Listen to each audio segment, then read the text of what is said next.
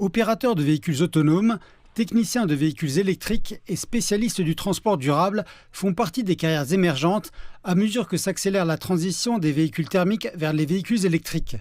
Ce changement nécessite d'investir dans de nouvelles compétences et des systèmes modernes, une nécessité qui a été soulignée lors de la conférence sur les transports en Afrique australe à Pretoria.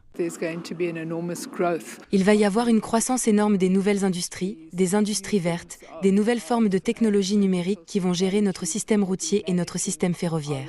Je pense que l'idée de cette conférence est d'examiner les moyens d'améliorer les compétences de la main-d'œuvre existante et bien sûr, d'attirer de nouveaux travailleurs possédant les compétences appropriées. Le secteur des transports sud-africains est responsable de 10% des émissions de carbone, dont la majeure partie provient du transport routier, malgré l'existence de vastes infrastructures ferroviaires. Les transports acheminent la quasi-totalité du PIB du pays, au sens propre du terme.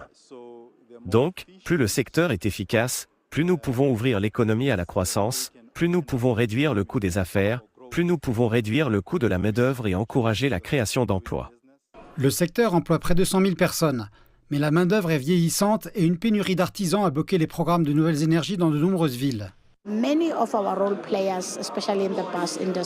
Beaucoup de nos acteurs, en particulier dans le secteur des autobus, commandent des autobus électriques.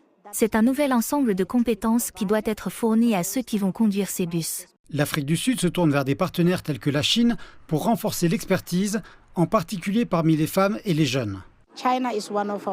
La Chine est l'un de nos partenaires clés en matière de robotique pour l'Internet des objets et nous recrutons des diplômés des collèges typiques pour qu'ils aillent se former à l'utilisation des robots, éventuellement à l'assemblage de voitures dans une usine d'assemblage, ou même à l'utilisation de la robotique afin de diagnostiquer le problème sur un véhicule qui doit être réparé. L'optimisation du réseau de transport est étroitement liée au développement économique, alors que l'Afrique entre dans une nouvelle ère d'industrialisation dans le cadre de l'accord de libre-échange d'Afrique.